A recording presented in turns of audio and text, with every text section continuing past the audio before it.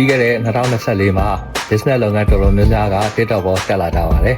။ဒါဘာကြောင့်လဲဆိုတော့ TikTok ကအခုလောလောဆယ်မှာ awareness ရဖို့အကောင်းဆုံး social media platform တစ်ခု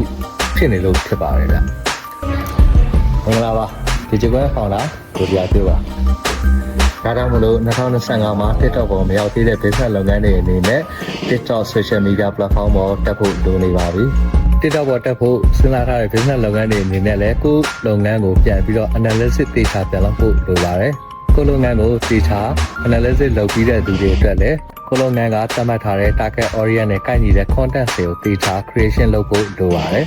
။တခါ content တွေကိုသေချာ creation လုပ်တတ်တဲ့လူတွေအတွက်လည်း TikTok video တွေရိုက်တတ်ဖို့လိုပါတယ်။ TikTok video တွေရိုက်တတ်ပြန်တော့လည်းသေချာ edit လုပ်နိုင်ဖို့လိုပါတယ်။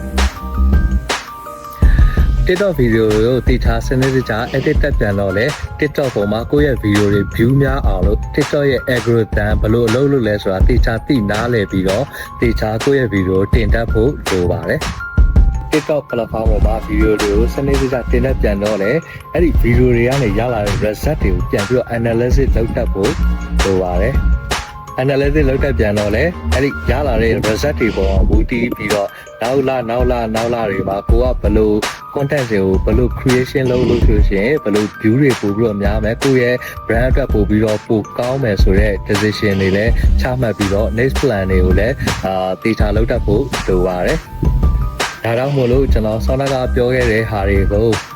တေချာလုပ်တတ်လို့ဆိုရှင်တော့ပြဿနာမရှိပါနဲ့ကျွန်တော်ပြောခဲ့တဲ့ဟာတွေကတစ်စိတ်တစ်ပိုင်းဖြစ်စေဒါမှမဟုတ်အကုန်လုံးနှိပါမလုပ်တတ်ဘူးဆိုလို့ဆိုရှင်တော့ TikTok video creation တွေအတွက်ကျွန်တော်တို့ digital ကိုသတိရလိုက်ပါအဆုံးထိကြည့်ပေးတဲ့အတွက်ကျေးဇူးတင်ပါတယ်နော်